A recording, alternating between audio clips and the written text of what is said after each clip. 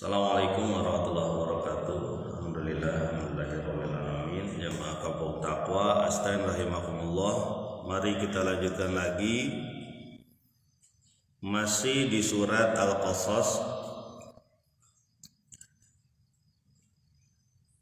Kemarin kita sudah sampaikan walaupun Qarun diperingati oleh orang-orang yang peduli dengan dia, jangan sampai dia berlaku terlalu memuja hartanya, tapi Qarun tetap beranjak keluar dan tidak memperdulikan orang-orang yang menasehatinya. Qarun keluar dengan penuh kemegahan, dan itu membuat banyak orang yang meneteskan air liurnya, sangat menginginkan kedudukan Qarun juga dia miliki. Jadi kita menyaksikan rombongan Qarun yang begitu besar dengan mungkin kendaraan-kendaraan yang dia punya waktu itu, dengan baju-baju kemegahannya, dan membuat banyak mata tersihir ingin mendapatkan kekayaan seperti Qarun. Itu yang kita sudah sampaikan. Mari kita lanjutkan lagi.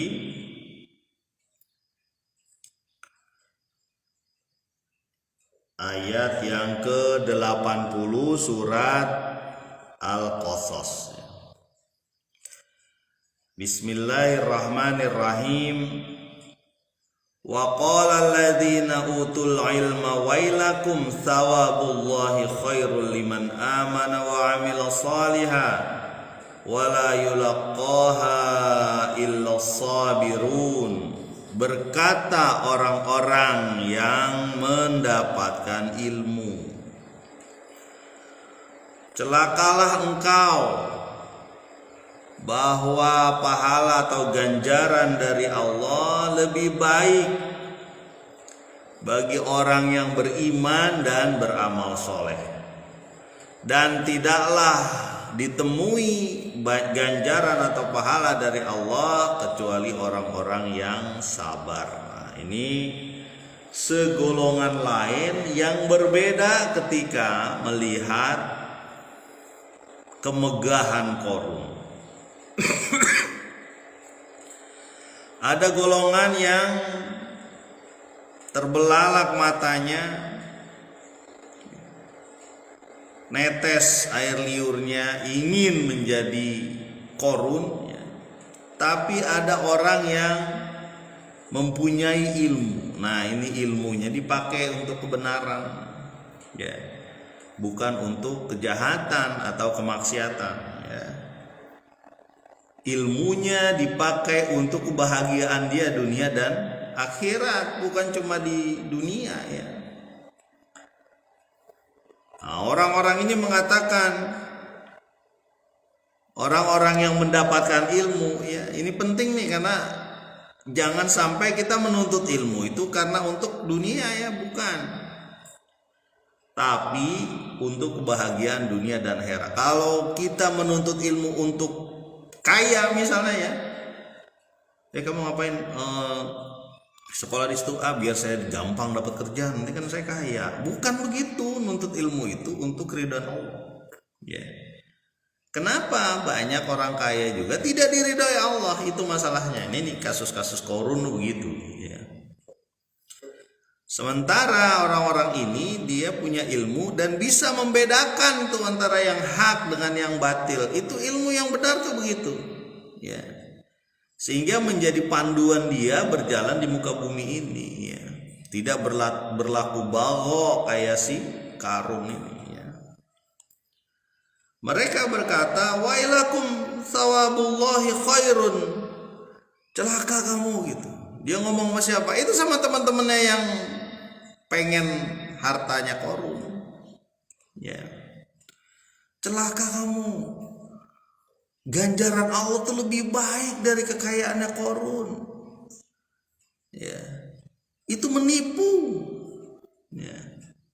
Ad-dunya mata, sungguhnya dunia itu menipu, ya. Jangan kita terpedaya oleh dia, ya. Celaka kamu gitu. Bahaya itu. Jangan kayak begitulah pandangan hidupmu, gitulah kira-kira ini, ya. Sawabullahi khair, sungguhnya ganjaran, pahala, kehidupan di sisi Allah tuh lebih baik, ya. Liman amana wa amila salihah, bagi orang-orang yang beriman dan beramal soleh, ya. Jadi ilmu itu ada turunannya, ada iman dan amal soleh, ada turunannya ilmu itu. Jangan sampai dia punya ilmu tapi nggak ada keimanan, nggak ada amalnya lagi, ya. Ini ilmu yang tidak berguna bagi dia. Karena ilmu yang berguna dia akan menunjukkan dirinya kepada iman dan amal soleh.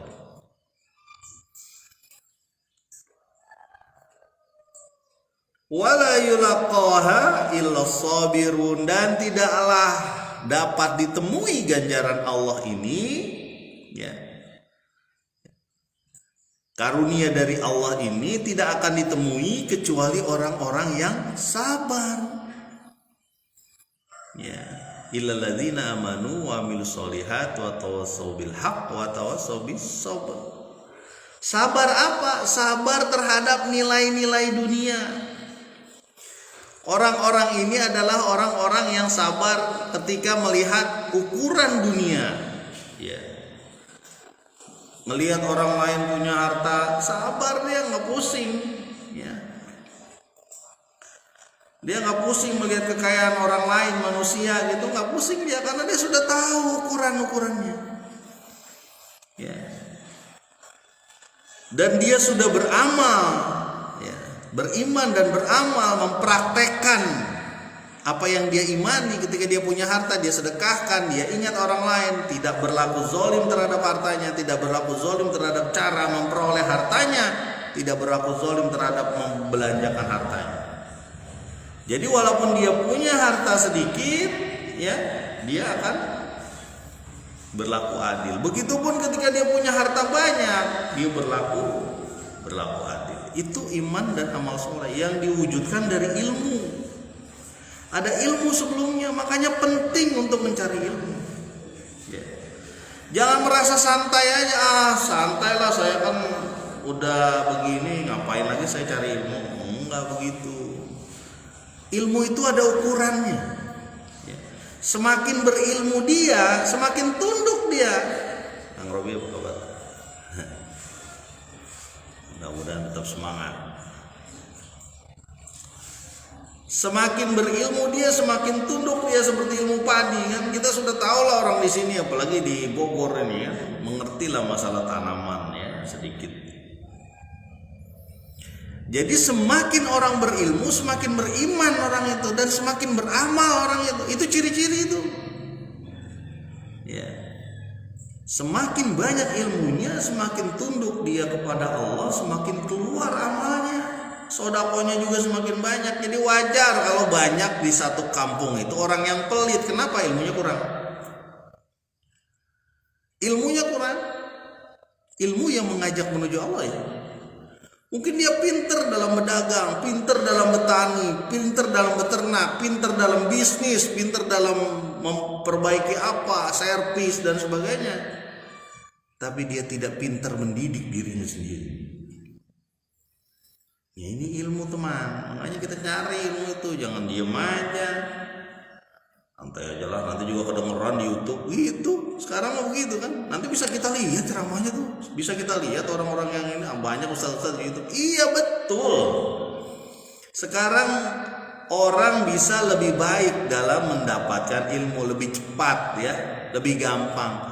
Tapi yang di YouTube, yang di Facebook, yang di radio, yang di TV tidak bisa berinteraksi, ya. Tidak bisa melihat mimik muka kita, ya. Ketika mendengarkan sesuatu ilmu itu nggak bisa ngeliat mimik muka, itu bedanya. Dan itu nggak pernah bisa. Makanya ada yang bilang ketika orang bercerita, lisan, ya, ataupun dongeng misalnya ya, itu multimedia. Nggak bisa diganti dengan media sosial kayak gini, nggak bisa ya. Kalau saya kadang-kadang kalau bercerita tentang kisah-kisah itu, kalau di anak-anak nih di TPA atau rumah Quran, TPA lah terutama, itu ketika kita dongeng atau kita cerita tentang Nabi, tentang apa itu, kalau perlu kita ajak anak itu tenggelam dalam cerita itu, kita peganglah bahunya. Kalau ada sesuatu yang menyeramkan, kita kita kagetkan dia gitu, sehingga masuk dalam cerita itu. Dan itu nggak bisa ada di media ya. Makanya yang paling bagus itu mencari ilmu itu langsung berhadapan dengan orangnya ya. Kalau media ini cuma saran aja ya. Media-media seperti ini, misalnya ya, kita mendengar, ini kan mendengar nih, teman-teman lagi mendengar nih ya, mungkin berapa orang nih mendengar, saya nggak tahu. Boleh aja itu jadi semangat saja, tapi nggak bakal bisa dilanjutkan kalau tidak kita berinteraksi, berhubungan ya. Ini bukan cuma saya saja, bukan, banyak lagi yang lainnya ya. Kita lanjutkan.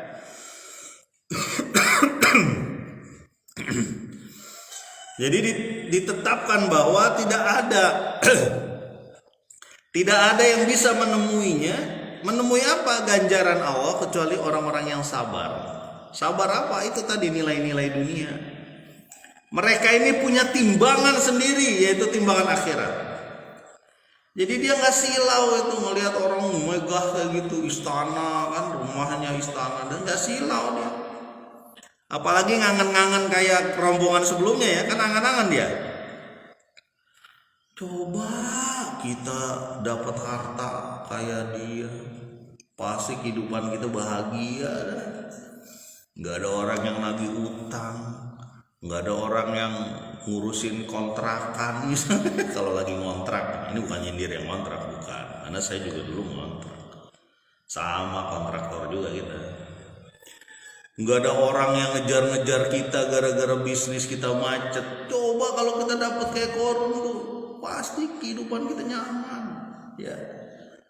Duit ada di sekeliling kita, wah, orang bakal melayani kita ya. Karena semua orang bisa kita beli dengan uang. Ada yang tidak bisa dibeli dengan uang. Apa? Kebahagiaan hakiki itu nggak bisa dibeli dengan uang ya.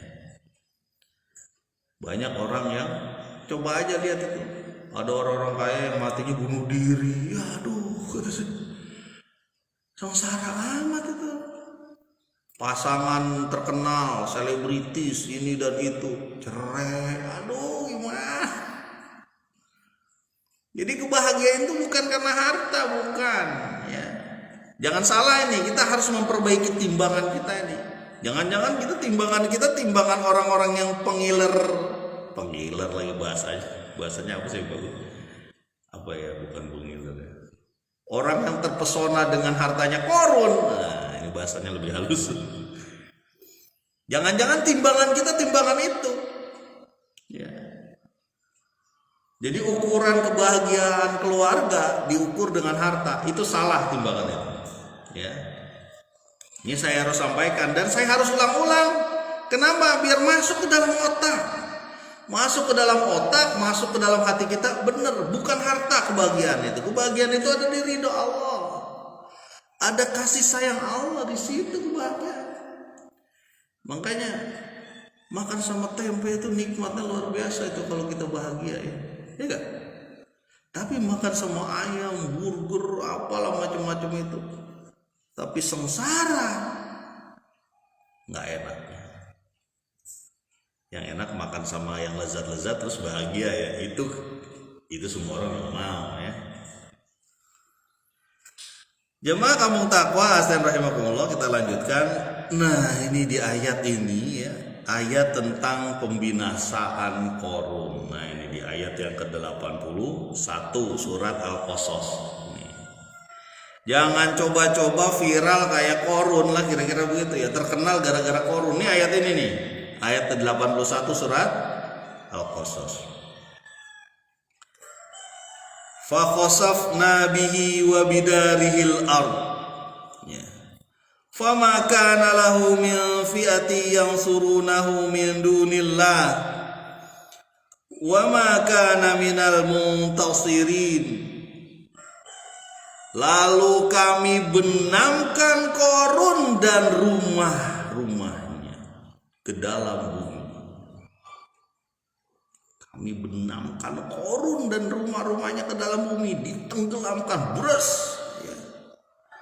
Fama kana lahu min fi'ati yansurunahu min dunillah. Tidak ada satupun kaum atau masyarakat atau pendukung dia mampu menolong dia dari azab Allah. Gak ada. Fama kana lahu min fi'ati yansurunahu min dunillah wa ma kana minal muntasirin. Dan dia bukan bisa menolong dirinya sendiri. Gak ada. Satupun masyarakat tidak ada yang mendukung dia, yang tadi terpesona dengan hartanya dia, itu tidak bisa menolong ketika Korun ditenggelamkan ke dalam bumi. Pada saat dunia sudah menjadi pesona yang luar biasa, turunlah azab Allah, mengingatkan orang-orang yang terpesona terhadap harta, ya, supaya tidak terus menerus, ya, sehingga kehidupan ini berjalan dengan normal. Kalau kehidupan ini berjalan seperti Korun tadi, nggak normal, karena ukuran orang itu harta, bukan. Kalau ukuran harta, Nabi Muhammad SAW pun dikasih, kalau mau nih hartanya kami kumpulkan, tapi tidak. Ya, itu pun yang dilakukan oleh Nabi Sulaiman ketika diberi hadiah oleh Ratu Saba, gitu udah sampaikan ya. Ya, untuk melunakkan hati seseorang, akhirnya dibeli hadiah. Kata Nabi Sulaiman, dari Allah tuh aku lebih baik. Ngapain aku ngambil lagi harta? Aku menyuruh engkau untuk masuk Islam. Jangan menyembah matahari, jangan menyembah sesuatu yang lain kecuali Allah. Itulah kebahagiaan sesungguhnya. Jadi sama segaris itu. Nabi Muhammad dengan Nabi Sulaiman sama segaris. Dia nggak butuh harta. Ya. Dia butuh harta hanya untuk kehidupan secukupnya saja. Ya.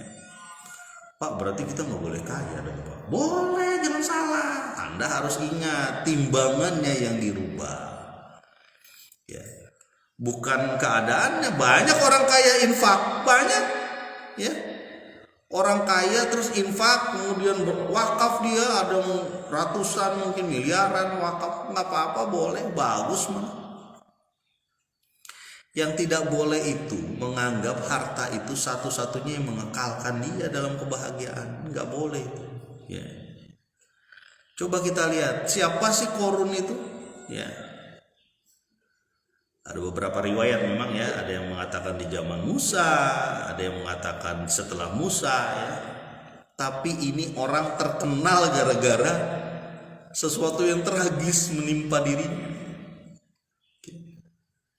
Ya, memang ada sih, ada penelitian, kita belum tahu juga ya. Ada disebut dengan Danau Korun lah kita sebutnya, itu daerah sana, daerah Kairo, sekitar 100 km lah kurang lebih. Yang pernah saya baca itu begitu. Kurang lebih sekitar 100 kilometeran ada sebuah danau yang situ ada reruntuhan istana Korun. Menurut beberapa penelitian memang di situ pernah ada gempa bumi di bagian selatan danau itu. Wah, cuma masalahnya bener gak di situ kan kita nggak tahu juga. Tapi bisa saja iya, bisa saja tidak. Ya. Berarti di bawahnya banyak dong harta karun, ya kan susah ngeceknya. Gimana ngecek di bawah itu ada harta karunnya ya. Kita belum punya teknologi yang memotret langsung sampai ke bawah, Kalau kita punya teknologi kayak gitu, wah seluruh kehidupan kita jadi ketahuan kan. Rumah Pak Arfan bawanya banyak emas, wah langsung rame rumah Pak Arfan. Ya, kita belum ada teknologi itu. Kalau teknologi radar untuk mengecek ada logam atau tidak di bawah laut masih mungkin di bawah laut ya, karena itu kan air medianya. Tapi kalau di tanah ini mungkin yang agak canggih itu mencari minyak itu ya, atau tapi tidak bisa jauh kan, nggak mungkin sampai 50-an kilo gitu ke bawah, nggak mungkin, karena nggak bisa, teknologi kita belum bisa itu. Kalau bisa itu bisa ketemukan itu kan. Makasih.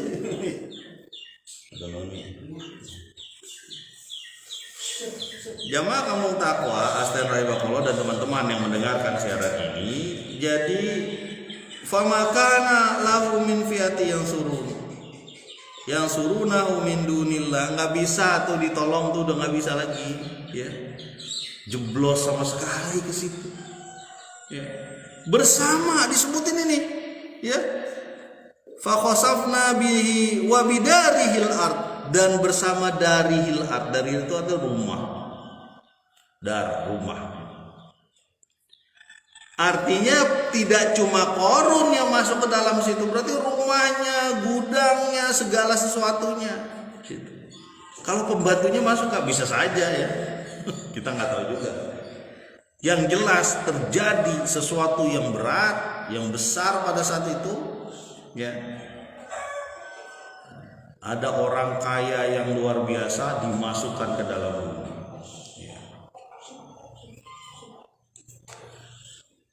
Allah juga tidak terlalu banyak nih menceritakannya, ini cuma sedikit aja, artinya cuma cukuplah satu ayat udah selesai gitu. Tentang penenggelaman Qarun itu udah selesai, dan itu pasti disaksikan banyak orang ya. Kita nggak kebayang waktu itu, sejak peristiwa Palu itu, gempa di Palu, kita jadi kebayang bagaimana Allah menenggelamkan rumah ya. Saya pernah dengar itu, ini saya sampaikan lagi. Orang tersebut ya, sempat saya dengar waktu di Jakarta waktu itu. Jadi dia itu lari untuk menghindari lumpur hidup yang turun ke bawah itu, dia lari. Tanahnya itu turun ke bawah terus. Jadi berubah jadi becek ya. Ada kayu, dia naik ke kayu terus, itu temannya ada yang meninggal di dalam ketelan bumi gitu. Ini gambaran aja ya bagaimana likuifaksi ya kalau masalah. Jadi tanah itu berubah jadi air, yang kita injek ini berubah jadi lumpur, menenggelamkan semua yang ada di atasnya. Ini saya dengar sendiri dari orang yang di Palu waktu itu. Bagaimana dia berjuang untuk menghindari lumpur hidup saat itu ya. Bukan cuma ada di film, ini kenyataan tuh di Palu. Gampang aja tuh tenggelamkan semua rumah itu ya. Kita lanjutkan di ayat yang ke-82, ayat ke-82 surat Al-Qasas. Teman-teman boleh itu buka Al-Qur'annya. Jadi bolehlah mendengarkan, boleh, tapi lebih kuat lagi kita buka Al-Quran, lihat Android kita, handphone kita ada, lihat Android. Jadi kepatri dalam kehidupan kita itu, timbangan kita harus timbangan Allah, jangan timbangan Qarun, timbangan dunia ini namanya ya.